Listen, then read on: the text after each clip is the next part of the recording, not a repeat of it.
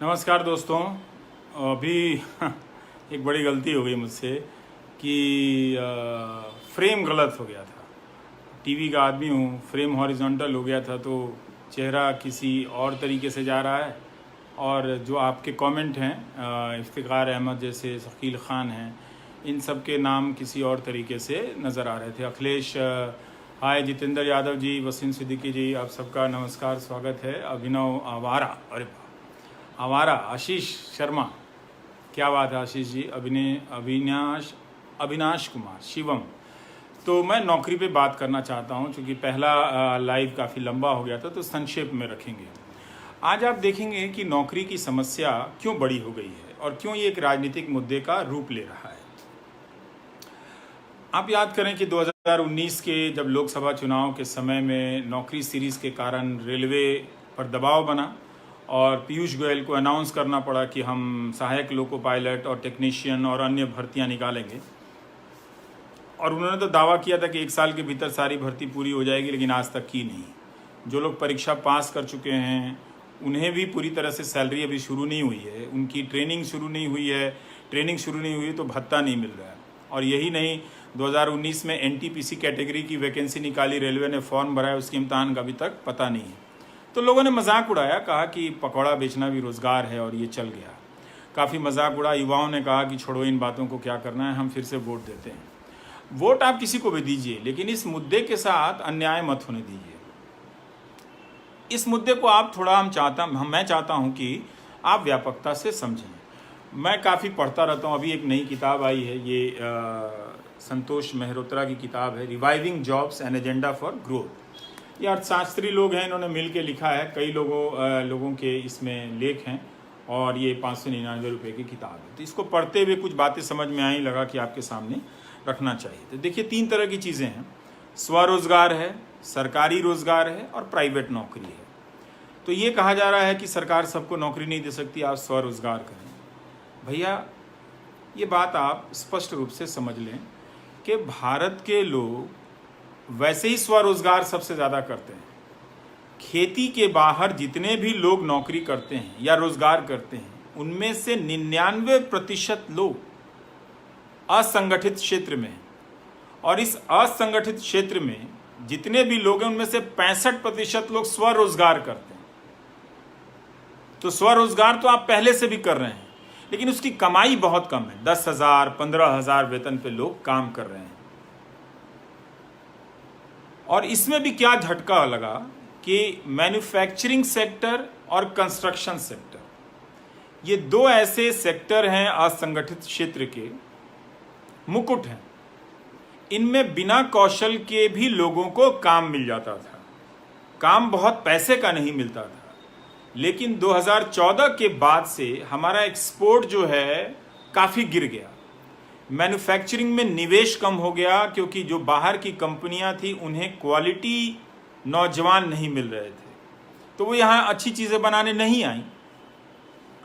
तो manufacturing sector से आपका रोजगार कम हो गया। कंस्ट्रक्शन, जिसमें बिल्डिंग वगैरह बनती है, इन सब चीज़ों में किरण जी, मैं काश मेरे पास सचिवालय होता तो मैं सबकी समस्याओं का समाधान कर देता, पर मैं पत्रकार ही हूँ, मैं कितनी उम्मीदों को पूरा कर पाऊँगा। तो क्या हुआ कि कंस्ट्रक्शन सेक्टर बैठ गया। आप जानते हैं कि अब इस सेक्टर में ना तो सैलरी है ना नौकरी है। तो ये जो 2 सेक्टर थे जिसमें कम क्वालिटी वाले नौजवानों को काम मिल रहा था, ये बैठ गया। और टेक्सटाइल भी था, वो भी बैठ गया। तो कम क्वालिटी वाला नौजवान कौन है, आप समझिए। ये हमारे ज़िलों के, बक्सर हो या आरा हो या फिर नालंदा हो या जमुई हो या सहरसा हो या बेगूसराय हो, मोतिहारी हो, मुजफ्फरपुर हो, बेतिया हो या दरभंगा हो, इन सब के कॉलेजों से पास किए हुए जो नौजवान थे, उसमें पढ़ाई तो होती नहीं थी। 3 साल का BA 5 साल में हो रहा था, मज़े में, कोई परवाह नहीं कर रहा था। तो आप क्वालिटी नहीं पढ़ पाए, तो आप क्वालिटी के नौजवान नहीं बन पाए, तो आपको कम पैसे का वेतन मिला। अब आपको 10,000 या 15,000 रुपये का वेतन मिलेगा। असंगठित क्षेत्र में ज़्यादातर लोग इसी प्रकार के वेतन में काम करते हैं। अगर आप सिर्फ कई साल आप 15,000 के वेतन पे काम करेंगे, तो आप काम करते हुए भी गरीब होंगे। और दूसरा, काम नहीं मिलेगा तो भी आप गरीब होंगे। तो बड़ा हिस्सा भारत में की आबादी का बड़ा हिस्सा जिसे के पास काम नहीं है और जिसके पास काम है वो गरीब हो रहा है। तो इस किताब में एक बात बड़ी अच्छी लगी मुझे। इसमें कहा गया है कि भारत के पास डेमोग्राफिक डिविडेंड है। ये प्रधानमंत्री भी 2014 से कहते हैं कि हमारी आबादी का बड़ा हिस्सा 65% 35 साल से कम उम्र के लोगों का है। इनका कहना है कि इसका लाभ, ये मौका किसी देश की जिंदगी में बहुत मुश्किल से आता है, एक बार आता है। इसका लाभ हम उठा रहे थे, लेकिन अब जब बेरोजगारी आई, अर्थव्यवस्था नोटबंदी के बाद से चौपट होनी शुरू हुई, तो लोगों के रोजगार कम हो गए और जो 10 से 12 हज़ार कभी धीरे धीरे सैलरी बढ़ती थी, वो भी संभावना समाप्त हो गई। तो अब आप भारत की आबादी, जिसे हम डेमोग्राफिक डिविडेंड कहते हैं, जिससे हमें लाभ मिलना था, उसको, लाभ का मतलब क्या हुआ, उसको काम मिलेगा, वो अच्छा कमाएगा और कुछ बचत करते हुए बुढ़ापे की तरफ जाएगा। तो इस किताब में कहा गया है कि अब भारत के पास जो डेमोग्राफिक डिविडेंड है वो 2040 में समाप्त होगा। सिर्फ 20 साल बच गए हैं। अगर हमने नौकरी की संभावनाओं को बेहतर नहीं किया तो हमारी जो इस वक्त की आबादी है वो बेरोजगारी के दौर से बुढ़ापे में प्रवेश करेगी। दो तरह से, जिसके पास काम नहीं है और जिसके पास काम है उसके पास सैलरी कम है। सैलरी कम है, उसके पास सामाजिक सुरक्षा कम है। सामाजिक सुरक्षा कम है, आप जानते हैं कि भारत में सिर्फ 10% लोगों के पास बीमा है। असर क्या होगा, अगर आप बीमार पड़ जाएंगे तो जो भी आपके अकाउंट में 40,000 50,000 रुपये होगा और साथ में कर्ज आ जाएगा, पैसा उड़ जाएगा। तो आप गरीबी रेखा से नीचे जाएंगे या उतना ही अमीर हो पैसा आएगा कि आप जी सकें। इसलिए बहुत बड़ी आबादी को काम मिलने के बाद भी भारत में आर्थिक असमानता बढ़ी है, क्योंकि आपको काम नहीं मिला। तो इनका कहना है कि जब तक क्वालिटी का एजुकेशन नहीं होगा, जो आपको नहीं मिला, तो आपको अच्छी सैलरी का काम नहीं मिलेगा और आप जो काम करने जाएंगे उसको बहुत अच्छा नहीं बना पाएंगे। आपका आत्मविश्वास कमजोर होगा, आपका हुनर खराब होगा। अब इन्होंने स्किल इंडिया चलाया, लेकिन एजुकेटेड इंडिया नहीं चलाया। क्यों? क्योंकि उसके लिए सारे कॉलेजों में मास्टर रखने पड़ते, अच्छे मास्टर रखने पड़ते। तो आप क्वालिटी के छात्र बनते तो अच्छी नौकरी करते, अपनी भी, और ऐसा कुछ करते कि और लोगों को भी नौकरी देते। स्वरोजगार आप अभी भी आप कर रहे हैं, ऐसी बात नहीं कि आप नहीं कर रहे हैं। अब ये देखिए, किसी ने लिखा, अनुराग ने, कि बिहार एसएससी में 6 साल से पेंडिंग है। ये मजाक नहीं है क्या? क्या समझ रखा है लोगों ने इस देश के नौजवानों को? ये मजाक हो रहा है आपके साथ। तो आपका एजुकेशन खराब हुआ, आप खराब क्वालिटी के नौजवान बने, आप कोचिंग में भटकते रहे मामूली बीए पास करने के लिए, कॉलेज में महंगी फीस दी, लेकिन वहां पढ़ाई नहीं हुई, कोचिंग में दोबारा पैसा दिया आपने। दुनिया के किसी देश में ऐसा नहीं होता है, किसी देश में नहीं होता। पढ़ाई का स्तर बहुत अच्छा होना चाहिए था, जो इन्होंने आज भी नहीं सोचते। इन्हें लगता है कि व्हाट्सएप यूनिवर्सिटी में कुछ मुसलमान, कुछ पाकिस्तान का भेज दो, कुछ चीन का भेज दो, हमारा नौजवान उसी में टहल टहल के समाप्त हो जाएगा। जाति धर्म से बड़ा क्या हो सकता है? वो उसकी पहचान के लिए जान दे देगा, लेकिन रोजगार की बात नहीं करेगा। आप मत करो। तो आपको खराब क्वालिटी का नौजवान बनाया गया। सरकारी क्षेत्र में नौकरियां बंद कर दी गई, प्राइवेट सेक्टर में नौकरियों की संभावना समाप्त हो गई। तो बेरोजगारी बढ़नी थी। सरकार जो भर्तियां निकाल रही थी वो सिर्फ 4th ग्रेड की भर्तियां निकाल रही थी। तो इसीलिए आप देखेंगे कि वो नौकरी जिसकी 4th ग्रेड की सैलरी चूंकि 20,000 25,000 थी, और प्राइवेट सेक्टर में जहां वो 12,000 पे काम कर रहा था, इंजीनियर होते हुए भी, मैनेजमेंट की डिग्री लेते हुए भी, जाहिर है वो चपरासी की नौकरी के लिए अप्लाई करेगा। इसलिए वहां पर भीड़ थी, भगदड़ थी। अब आप देखें कि 2014 के बाद से यूपीएससी में आईएएस आईपीएस के भी पदों की संख्या में गिरावट आई है। सरकारी जो बी ग्रेड की नौकरियां थीं, एसएससी, राज्यों में आयोग की परीक्षाएं थीं, उनकी परीक्षाएं रोक दी गई। 2017 में कई महीने तक नौकरी सीरीज चलाने के बाद एसएससी की पुरानी परीक्षाओं के रिजल्ट आए।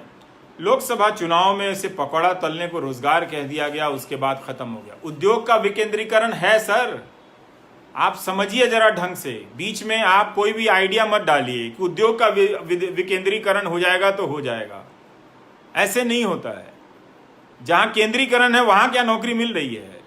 वहां मशीनीकरण के कारण नौकरी कम हो गई, बिजनेस ठप हो गया, इकोनॉमी बैठ गई, तो उन लोगों ने निवेश करना बंद कर दिया। 90% आबादी जो वर्क फोर्स है वो अगर मामूली तनख्वाह पर नौकरी करेगी तो बाजार कैसे बड़ा होगा? बाजार सिर्फ मामूली चीजों का होगा। अब लिख रहे हैं इंजीनियरिंग करने के बाद भी अच्छे पैसे की नौकरी नहीं मिलती है। क्वालिटी की टीचर कैसे नहीं मिलेगा? क्या बात करते हैं शुभंकर मिश्रा जी? आप अगर अच्छी शिक्षा में निवेश नहीं करेंगे तो मिलेगा कैसे? आप कहीं से तो शुरू करेंगे। आप अभी भी नहीं कर रहे हैं। बिल्कुल है, आप क्वालिटी के टीचर हो सकते हैं। सरकारों का बजट, अभी नीतीश कुमार कह रहे हैं कि 24,000 से,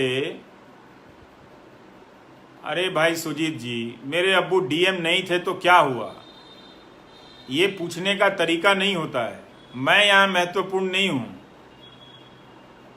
ये व्हाट्सएप यूनिवर्सिटी के चक्कर से निकलिए। मैं यही समझाने के लिए दोबारा लाइव कर रहा हूं। पहले वाले में कैमरा थोड़ा उल्टा हो गया था। अभी देखिए, जस्टिस फॉर रेलवे अप्रेंटिस मांग रहे हैं, तो जो आपने वैकेंसी निकाली है उसकी नौकरी तो देंगे। ये डीएम थे ये कहकर आप किसका मजाक उड़ा रहे हैं? किसका? ये यही युवाओं को बांटा जा रहा है। ये बात आपको समझने की जरूरत है। सरकार हर काम शिक्षकों पर लाद दे रही है, ये योजना वो योजना। इसका मतलब 50 योजनाओं के लिए काम है उसके पास, और वो सिर्फ टीचर से करा रही है। यही चीज बैंक में हो रहा है कि वो बैंकिंग का काम छोड़ के बीमा बेच रहा है, और बीमा कंपनी जो है वो बीमा क्षेत्र में रोजगार नहीं दे रही है। वो अपना मुनाफा बड़े लेवल पे बना रही है। समझिए इस बात को।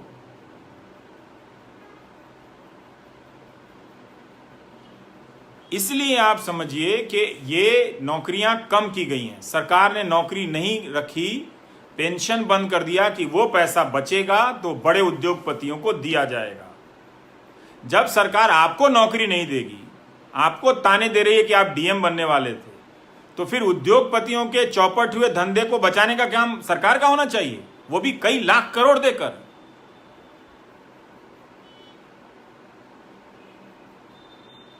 ये तो आप समझेंगे तो वो कई लाख करोड़ रुपया आप 10 उद्योगपति 100 उद्योगपति के चौपट धंधे को बचाने में आप लगा रहे हैं, उससे आप लोगों को नौकरी दीजिए। और जब आप कॉन्ट्रैक्ट की नौकरी पैदा कर रहे हैं सिर्फ इसीलिए कि लोगों को कई तरह की सामाजिक सुरक्षा की चीजें नहीं देनी होगी, तो ठेकेदार तो सरकार से 15,000 रुपए के हिसाब से कर्मचारी का पैसा लेता है और कर्मचारी को रखता है 6,000 पे। तो सरकार ही रखे, कम से कम 6,000 की जगह 15,000 तो मिलेगा। तो 3 चीजें कनेक्ट हैं, एक आपका एजुकेशन, एक अच्छी क्वालिटी की शिक्षा, और दूसरा इन दोनों से निकले हुए अच्छे क्वालिटी के स्टूडेंट, इंजीनियर। अब तो सॉफ्टवेयर कंपनी वाले बयान दे देते हैं कि 90% इंजीनियर नौकरी देने लायक नहीं है। क्यों भाई? उनसे पैसा तो आपने पूरा लिया, 4 साल उनके जीवन का लिया। अब आप कह रहे हैं कि नौकरी देने लायक नहीं है, तो फिर उस कॉलेज को बंद करना चाहिए था, उस कॉलेज से पैसा वापस करवाना चाहिए था कि कैसे आपने कह दिया। इसलिए काम करने के हालात खराब किए जा रहे हैं, और इसीलिए ज्यादातर लोग बेरोजगार हुए। जिनके पास रोजगार है उसके पास पैसा नहीं है। ये बात आप समझिए। नौकरी के मसले का मजाक उड़ाने का समय नहीं है। एक बार उड़ चुका। कई लोग कहते हैं कि बिहार में भी ये मुद्दा हार जाएगा। हार जाए, मुझे उससे कोई फर्क नहीं पड़ता। 2017 में जब मैंने नौकरी सीरीज शुरू की थी, पता भी नहीं था कि बिहार में ये मुद्दा बन जाएगा, पता भी नहीं था कि मध्य प्रदेश में ये मुद्दा बनेगा और छत्तीसगढ़ में भी बनेगा। इसमें आप सभी सरकारों की कड़ी परीक्षा लीजिए। ये झुंझुना बांटा जा रहा है कि ईडब्ल्यूएस, कमजोर रूप से आर्थिक तबके के लोगों को हमने आरक्षण दे दिया। नौकरी तो दे नहीं रहे हैं आप, नौकरी क्या दी? और ईडब्ल्यूएस को भी सर्टिफिकेट मिलने में 100 दिक्कतें आती हैं। रोज मुझे लिखते हैं वो लोग। तो इसलिए आपके पास जो पैसा है आपके पिताजी के पास, एक अच्छा कॉलेज ना होने के कारण वो कोचिंग पे खर्च कर रहे हैं, और बीमार पड़ गए तो बीमारी पे खर्च करके कंगाल हो जा रहे हैं लोग। तो इसलिए आपके पिताजी की पीढ़ी का जो भी पैसा उनके पास आता, लाभ मिलता आपके परिवार को, आपको नहीं मिल रहा है, और आप अच्छा पैसा नहीं कमा पा रहे हैं, तो आप अगली पीढ़ी को नहीं देंगे।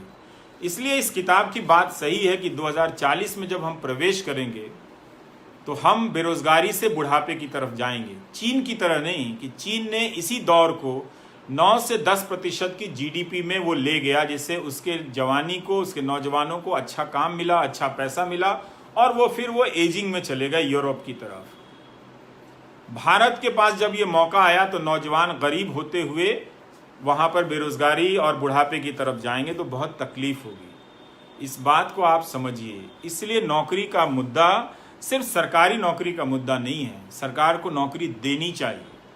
जब सरकार का बजट 24,000 से 2 लाख करोड़ का हुआ है, जैसा कि नीतीश कुमार कहते हैं, तो उसका काम भी बढ़ा होगा, और काम बढ़ा है तो उन्हें अच्छी नौकरी देनी चाहिए। जब खुद विधायक लोग पेंशन लेते हैं और आपको पेंशन नहीं देते हैं, बहुत सारे लोग जो रिटायर हुए हैं आपके रिश्तेदारों में, आप पता कीजिए उनकी स्थिति बहुत खराब है। बच्चा अच्छा होगा तो, लेकिन उसके पास अपने जीवन के लिए भी वो कम कमा रहा है, तो माँ बाप की देखभाल कैसे कर पाएगा? कई बार नियत होते हुए भी वो नहीं कर पाता है, और लोग बीमारी से परेशान हैं।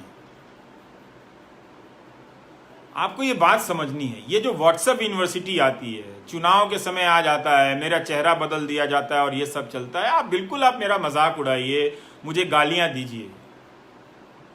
इतनी बड़ी सरकार, इतना बड़ा आईटी सेल अगर किसी के पीछे लग जाएगा तो लोग, मैं चाहूंगा भी तो भी लोग मेरे बारे में उल्टा सोचेंगे। आप सोचते रहिए, लेकिन आपकी जिंदगी को लंबे समय के लिए जो बर्बाद किया गया है, वो बात बहुत ज्यादा सही है। इससे आप बच नहीं सकते। आपकी जिंदगी, अब जो अर्थव्यवस्था चौपट हुई है, अब अगले 10 साल में भी कुछ नहीं होने वाला है। बहुत सामान्य धक्का खाते हुए चीजें बढ़ेंगी। अब तो लोगों की सैलरियां कम हो गई। नवनीत जी ठीक लिख रहे हैं कि लंदन में रहते हैं और हेल्थ सिस्टम को और एजुकेशन सिस्टम को खत्म होते हुए देखना कितना दर्दनाक है, क्योंकि डॉक्टर नहीं है और टेक्नीशियन स्टाफ नहीं है। फार्मासिस्ट की भर्ती बंद हो गई है। आप बताइए नवनीत जी, आप लंदन के जो नेशनल हेल्थ सर्विसेज है, सिस्टम है, उसमें बिना फार्मासिस्ट की डॉक्टरों की कोई मीटिंग आपने देखी है, सुनी है? भारत में है ही नहीं। डॉक्टर को हटा दिया गया। तो एक सामाजिक रूप से ये बेरोजगार बना रहे हैं। चूंकि इनको पता है कि नौजवान ये सवाल आज ना कल पूछेगा, तो इसीलिए जब भी चुनाव आता है व्यापक पैमाने पे मुसलमान, पाकिस्तान, ये चलने लगता है। अगर यहां नहीं पैदा होता है, 2-4 लोगों को पकड़ के लाया जाता है, उनसे बयान दिलवाया जाता है, फिर कहा जाता है आप इस पे नहीं बोल रहे हैं, उस पे नहीं बोल रहे हैं। अरे भाई, हम मान लीजिए हम सब पे नहीं बोल रहे हैं, आप नौकरी पे क्यों नहीं बोल रहे हैं जो सबका मुद्दा है? ठीक बोल रहे हैं सुनोरिया साहब कि एनपीएस का सेशन अलग से कर लें। मैंने तो अभी किया, इसके पहले बताया तो कि एमपी लोग 4-4 पेंशन ले रहा है और आपसे हमसे कह रहा है कि बाजार में निवेश कर दो। मैं तो यही कह रहा हूं कि मैं अपने दफ्तर में, जहां सभी योग्य लोग काम करते हैं, वहां पर भी मैं देखता हूं 2 ही 4 लोगों को मार्केट में निवेश करने आता है। बाकी सब पूछते रहते हैं, इधर उधर बउआते रहते हैं कि क्या करें। किसी के पास पेंशन का कोई इंतजाम नहीं है। और आप टैक्स दे रहे हैं, मेहनत की कमाई से सरकार को टैक्स दे रहे हैं, और 4 संपादक अंग्रेजी में लिखते हैं नहीं सरकार को अपना खर्चा कम करना चाहिए। क्यों भाई? क्योंकि सारा पैसा उठाकर बड़े उद्योगपतियों को दे देना चाहिए। आप 100 उद्योगपतियों का धंधा चला रहे हैं जनता के टैक्स के पैसे से, और जनता को आप पैसा कुछ नहीं दे रहे हैं। और आपने एक नया तरीका सुना है कि किसी को जनधन अकाउंट में 500-500 रुपया दे दो। उसकी कमाई 5,000 10,000 थी, वो तालाबंदी के कारण चौपट हो गई, 500 रुपया दे दिया। आप कह रहे हैं कि कुछ तो मिला। हाँ, कुछ क्यों नहीं मिला? मैं भी कह रहा हूं कुछ मिला, लेकिन उसके बदले आपका सब कुछ ले लिया गया। किसी को 2,000 किसान को दे दिया, किसान उसी में खुश हैं। बस किसान को आज ना कल समझ में आएगा कि उसका 1 एकड़ में नुकसान ही 10,000 रुपए का हो गया है, तो ये 2,000 रुपए से उसका क्या होने वाला है? आप यूनिवर्सल बेसिक इनकम दीजिए, आप सबको 10-10 हजार रुपए दीजिए। अमेरिका ने लोगों को कितने पैसे दिए जिनकी नौकरियां गई?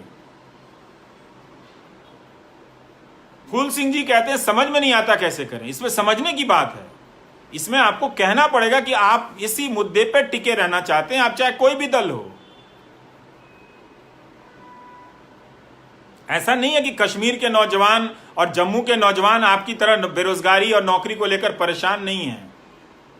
ये ओपन हार्ट कह रहे हैं पूरे बिहार में सिर्फ 2 फार्मासिस्ट हैं। बताइए, अगर ऐसा है तो ये कितना भयावह है।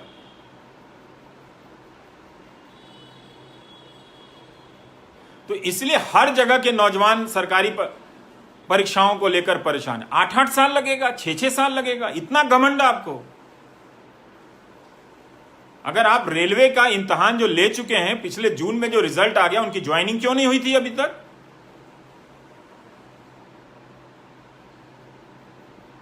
अप्रेंटिस वाले कितना आंदोलन कर चुके हैं, कोई नहीं देखा। सिपाहियों के कितने पद खाली हैं, शिक्षकों के कितने पद खाली हैं।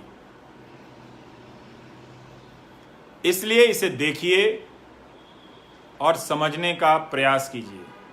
खुर्शीद आलम कह रहे हैं I am also a victim of salary reduction.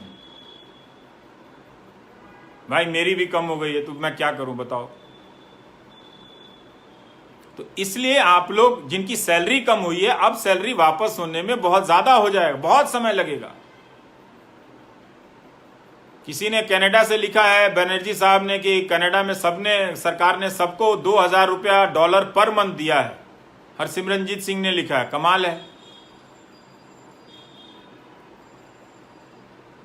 तो हमारी जिंदगी बर्बाद हो रही है, बर्बाद की जा रही है धर्म से जोड़कर। इस धर्म को कोई खतरा नहीं है, आपकी जिंदगी को खतरा है इस धर्म की राजनीति से। ये बात आप समझें। हर चुनाव में ये भय क्यों पैदा किया जाता है? फिर आप एक ईमानदार पुलिस व्यवस्था और जांच व्यवस्था क्यों नहीं बनाते हैं? फिर क्यों ये आप काम करते हैं कि इलाहाबाद हाईकोर्ट को कहना पड़ता है कि किसी को झूठे आरोप में फंसाकर गौरक्षा कानून में भर्ती कर दिया जाता है, जेल में बंद कर दिया जाता है? गौरक्षा के नाम पर आजादी के समय से बड़े बड़े जमींदारों ने, लोगों ने लाखों एकड़ जमीनें दान दी कि हमारी गाय माता अच्छे घास का भोजन करेंगी। उन सारी जमीनों पर कब्जा हो गया है। ग्राम प्रधानों में भी, ग्राम सभाओं की जमीन पर भी, चारागाह की जमीन पर कब्जा हो गया है। लेकिन इस मसले को लेकर एक धर्म विशेष के खिलाफ अभियान कितना फैलाया जाता है। एक रिपोर्टिंग आपने उस गोदी मीडिया पर देखी है कि एक गांव की चारागाह की जमीन है जिस पर किसी दबंग ने कब्जा कर लिया है, और वही आदमी अपने जिले के मुख्यालय में बैठकर गौ रक्षा की राजनीति करता है। हमारी गौ माताएं, तकलीफ होती है देखकर। दिल्ली का घर फ्लैट का है, वरना पटना में और अपने गांव में हम गाय पालते थे, और हमारे यहाँ जो सब्जी काटी जाती थी उसको बहुत इज्जत से काटी जाती थी। हम जमीन पर नहीं रखते थे, टोकरी में रखते थे, उसको उठा के गौ माता को पहले खिलाते थे। उसको हरा हरा देख करके उसे हरा कुछ मिला है तो तबीयत खुश हो जाती थी। आज यहाँ दिल्ली की सड़कों पर आज तक मैं देखता हूँ कि गौ माता प्लास्टिक की थैली और कचरे में खा रही है। ये मैंने अपने बचपन में गायों को खाते नहीं देखा था, कभी भी नहीं देखा था। तो गायों के लिए कोई अच्छा ढंग का हुआ? आप जाकर देखिए, कुछ गौशालाएं बनाई गई, उसमें भी राजनीति हुई। खाने पे गायों के खाने के लिए नहीं है। हमने तालाबंदी के दौरान दिल्ली में किया था, गौ माताओं को खाने के लिए कुछ नहीं, राजनीति के लिए सब है। कीजिए, आप आंदोलन चलाइए कि गौ रक्षा, गौ के लिए जो चारागाह की जमीन गायों के लिए दी गई थी, उन जमीनों पर कब्जा हटाया जाए। वो राजनीति कीजिए ना। हर बात में मेरा आईटी सेल प्रचार करता है, तरह तरह की चीजें बनाता है। लोग पूछते हैं आपके खिलाफ वायरल हो रहा है। मैं क्या करूं भाई? एक अदना से पत्रकार के पीछे सरकार लग जाए, इतना बड़ा आईटी सेल लग जाए, पॉलिटिकल पार्टी लग जाए, उसके लाखों समर्थक लग जाएं, मैं जिंदा हूं यही बहुत है। आप लोगों की दुआ से मैं क्या कर सकता हूं? लेकिन आप जिसे समर्थन देना है उसे दीजिए, लेकिन कहिए कि भाई रोजगार के सवाल पर आइए, बात रोजगार की कीजिए। ये हिंदू मुसलमान के फ्रेम में, ये जाति धर्म के फ्रेम में अब मत रखिए। ईडब्ल्यूएस वाले भी समझ लें, जब सरकारी नौकरी नहीं होगी तो इस आरक्षण का कोई मतलब नहीं है।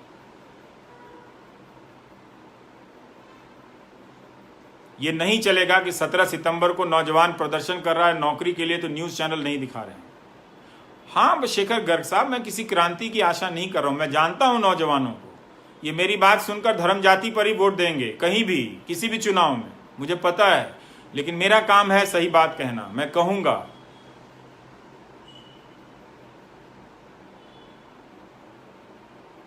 ये बात आप किसी चुनाव के संदर्भ में नहीं देख सकते। मैं 2017 से अकेला इन सवालों को उठाते आ रहा हूं। उसके पहले मुझे इसका नहीं, इनको परवेज साहब को डिप्रेशन क्यों हो रहा है, मैं तो रास्ता बता रहा हूं परवेज साहब, मुझे तो डिप्रेशन नहीं हो रहा है। अब कोई कह रहा, अविनाश कह रहे हैं कि रेलवे को 866 करोड़ रुपए आ गए 2017-18 में फॉर्म से। मुझे पता नहीं, हिसाब मुझे जोड़ना नहीं आता, मैं अक्सर गलती कर देता हूं। तो इसलिए आप सब काबिल लोग हैं, आपको खराब एजुकेशन सिस्टम देकर कम काबिल बनाया गया है। किसी ने लिखा है वियतनाम सरकार ने भी 10,000 दिया है सबको, यहां देखिए 500 और 2,000 देकर ही गुणगान गा रहे हैं सब।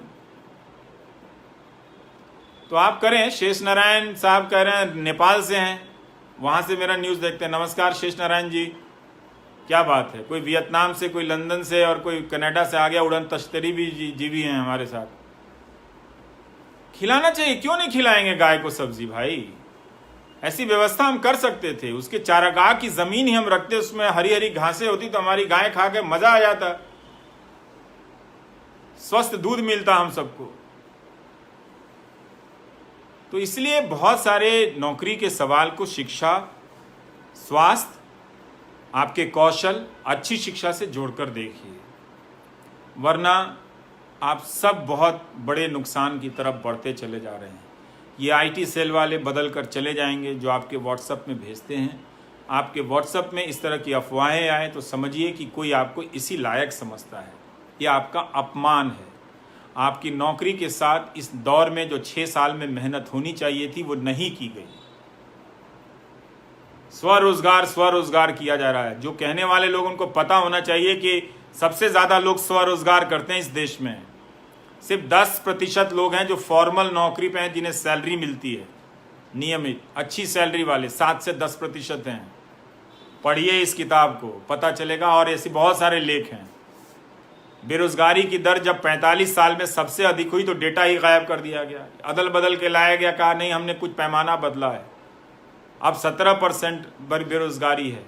17-18 में ही Centre for Monitoring Indian Economy ने कहा था कि 1 करोड़ रोजगार कम हो गए। तो लगातार रोजगार कम हो रहे हैं, जो मिल रहे हैं उसमें सैलरियां कम हो गई हैं। क्या आपको अंदाजा है कि किस तरह की तबाही आने वाली है? तो आपके माँ बाप हों, आप हों, जितना नशा आपको धर्म की राजनीति में करना है कर लीजिए। वक्त अब आपको नहीं मिलेगा, वक्त गुजर गया। अब अगला 10 साल हम मामूली तरक्की के लिए भी तरसेंगे जिस हालत में पहुंचा दिए गए हैं। मामूली, राज्यों के पास पैसे नहीं हैं, सैलरियां अब नहीं मिलेंगी समय पर। तो आप देख लीजिए हमारा क्या है, हम तो गाली सुनते रहते हैं, आप सुनाते रहेंगे। तो आप देख लीजिए कि उसमें क्या है। मेरी कोई बड़ी बात नहीं है, मेरी परेशानी कोई बहुत महत्वपूर्ण चीज़ नहीं है, पर मैं बड़े फलक पर देखता हूँ तो ऐसा कोई तबका नहीं मिलता है मुझे जो परेशान नज़र ना आ रहा। आपकी जवानी है साहब, अच्छी नौकरी नहीं मिलेगी। कितने क्वालिटी के लोग हैं। मान मुझे तो 4-5 शिक्षक मिले थे, उन्होंने मेरी ज़िंदगी बदल दी। कैसे बदली? उन्होंने मुझे अच्छी किताबें दी, उन्हें मुझे पढ़ना सिखाया। वरना मैं रट रहा था किताबों को, मैं नहीं समझता था कि मैं ये किताब क्यों पढ़ रहा हूँ। सिर्फ 4-5 टीचर ने मेरे पूरे क्लास के लड़कों को बदल दिया और वो सब अच्छी नौकरी में गए, अच्छे काबिल लोग बने। लेकिन आपका गणित भी बहुत अच्छा है, नैसर्गिक रूप से आप बहुत प्रतिभाशाली हैं, बहुत व्यवहारिक चीज़ें आती हैं, लेकिन आपने 3 साल का जो बीए में एडमिशन लिया उसी में आपका कबाड़ा कर दिया गया। चाहे आप इंजीनियरिंग में गए हों, चाहे आप उसमें गए हों, और फिर आपकी आर्थिक स्थिति खराब कर दी गई। आप काबिल नहीं हैं। जब काबिल नौजवान बाजार में जाता है तो वो मोल भाव करता है। वो कुछ दिन के लिए भले कम पर काम कर ले, लेकिन ज़्यादा काम करने की उसमें सलाहियत पाता है, योग्यता आती है, वो कुछ और बिजनेस कर सकता है। ऐसा क्यों है कि असंगठित क्षेत्र में ज़्यादातर लोग 10,000 15,000 की नौकरी करते हैं, बहुत तकलीफ में नौकरी करते हैं। लेकिन इस देश में धर्म की राजनीति ने आप सबको बर्बाद कर दिया है। आप नौजवान अब किसी लायक नहीं रहे। इससे निकलना आप मत समझिए कि फेसबुक लाइव देखकर आप निकल जाएंगे, ना ही मैं आपसे कोई उम्मीद करता हूं। मैंने तो लिखा है कि मैं भारत के युवाओं से 3.5% उम्मीद करता हूं। मुझे सब असलियत पता है दोस्तों कि इस लाइव के बाद आप क्या कहेंगे। सब समाज की सारी व्यवहारिकताओं, अनैतिकताओं को मैं जानता हूं। भारत का समाज जो है, आप अपने घर में, परिवार में, आसपास किसी आयोजन प्रयोजन में देखेंगे, अनैतिकताओं से भरा हुआ समाज है। इसमें एक और बात लिखी हुई है कि भारत का परिवार इलाज कराने और दहेज देने में गरीब हो जाता है। सोचिए, 2 में से 1 परिवार दहेज के कारण गरीब हो जाता है। अब लिखे हैं, पारिदा साहब लिख रहे हैं कि एनआईटी से हैं लेकिन उन्हें नौकरी नहीं मिली है। अब भाई परीक्षाएं अब नहीं होंगी, प्राइवेट सेक्टर में नौकरी नहीं है, सरकार नौकरी देना नहीं चाहती है, क्योंकि रेटिंग एजेंसियां कहेंगी कि आप तो अपना खर्चा बढ़ा रहे हैं। जैसे ही सरकार 10 लाख करोड़ 4 उद्योगपतियों को दे देगी, रेटिंग एजेंसियां वाहवाही करेगी। इस चक्र में हम फंस गए हैं। इसीलिए हो सकता है मेरी बातें सही ना हो, पर्याप्त ना हो, मुझे झारखंड का भी पता है दोस्त, मैं सब सरकार का बोल रहा हूं। जरूर इस मुद्दे पर फोकस मेरा केंद्र सरकार के कारण गया था, और उस फोकस को अभियान की तरह करने के बाद भी आज देखिए कि रेलवे की जो भर्तियां हैं वो पूरी नहीं हुई हैं। तो आपको तय करना है कि आप इस अफीम को, धर्म के खतरे के अफीम को लेकर कब तक जीना चाहते हैं। कई नौजवान लिखते हैं कि मैं तो बदल गया हूं, मैं अपने पिताजी का क्या करूं, वो दिन रात गोदी मीडिया देखते रहते हैं। होता है, ड्रग एडिक्ट हो जाते हैं लोग। इतना आसान नहीं है उनको उस चंगुल से निकाल पाना। बहुत मेहनत करनी पड़ेगी इस समाज को नए स्वरूप से गढ़ने के लिए। सरकारों का पुनर्गठन करना पड़ेगा, आर्थिक नीतियों पर हमारी सोच बदलनी पड़ेगी। 50-50 किलोमीटर का एक जिला है, 20 एकड़ की जमीन में घर में डीएम रह रहा है। एक डीएम क्यों होना चाहिए? 4 डीएम क्यों नहीं होना चाहिए? वो डीएम अपने कार्यकाल में अपने सारे विभाग के कर्मचारियों से मिल नहीं पाता होगा, वो काम क्या करेगा? केवल मीटिंग होती है। आजकल यही होता है, जिले में मुख्यमंत्री मीटिंग करने लगे हैं, उसका फोटो दिखाया जाता है, डीएम को डांटा जाता है। वो डांट खाएगा ही, क्योंकि उसके पास कर्मचारी नहीं है। बहुत सारे लोग अच्छी नीयत के साथ आईएएस बनना चाहते हैं, पर इन्हीं सब चीजों में भटक के अंत में फिर वो भी भ्रष्ट होकर चले जाते हैं। तो मैं अब आप सबसे विदा लेता हूं, और बहुत बहुत शुक्रिया, दोबारा आपने मेरा लाइव सुना। उम्मीद करता हूं कि इस बार मेरा फ्रेम अच्छा होगा। और भोजपुरी में 2 लाइन में मैं फिर से कह देता हूं कि बबुआ लोगिन, बबुनी लोगिन, बात सुनी लोगिन, रउआ लोगिन के नौकरी के अब कहीं कोई ठौर नहीं है। जो ना स्कूल कॉलेज में बपसी पढ़ा के भेजले रहले, वो कॉलेज में मास्टर नहीं है, नीमन प्रोफेसर नहीं खन सन, तो रउआ लोगन जौन काबिल बनत रहनी हाँ, अब काबिल नहीं थी, तो कम कामों मिली तो रउआ लोगन के कमे पैसा के काम मिली। वो बनावल गई बा, जबकि रउआ बहुत काबिल रहनी हाँ। अगर नीमन मास्टर रहता सन आ मास्टरनी लोग रहित लोग, तो रउआ लोगन के चमका दिले रही, तो नीमन नौकरी मिलल रही रउआ लोगन के। अब वो नहीं खे मिलत, तो एजुकेशन राउर बर्बाद हो गई, आ हेल्थ बर्बाद बा चौपट। तो इलाज में जो बपसी के लगे, बाबूजी के लगे जौन पैसों बा, वो इलाजे में बर्बाद हो जाता, सारा पैसा फूका जाता, रउआ लोगन फिर गरीब हो जाते हैं। तो एक जना के तो नौकरी नहीं है, आ जरा नौकरी बा ओकरा उतने सैलरी बा कि वो बेचारा जी सकता, पेंशन उन्शन के कोनो ठिकाना नहीं है। तो ऐसे जो ये नौकरी के जो मसला बा ओकरा के मजाक में मत उड़ाई, आ ईगो में मत ली रउआ लोग। हम देखा तनी, सब जानत तनी हम कि क्या तरह लोग जात पात के लेके, धर्म के लेके ड्रामा कैले बा, बुझात नहीं के हमरा। हेतना लोग के कमेंट देखा तनी और पढ़ा तनी, हमरा लोग अकेले नहीं के, ये करत करत थाक गई नहीं। अब मियाज हारल बा, लेकिन फिर बोले लगे नौकरी को लेके। बिहार चुनाव खातिर हम चुप में बानी, संबंधित नहीं है, ओकरा बादो बोलल जाई। नौकरी के सवाल के ठीक करही के पड़ी।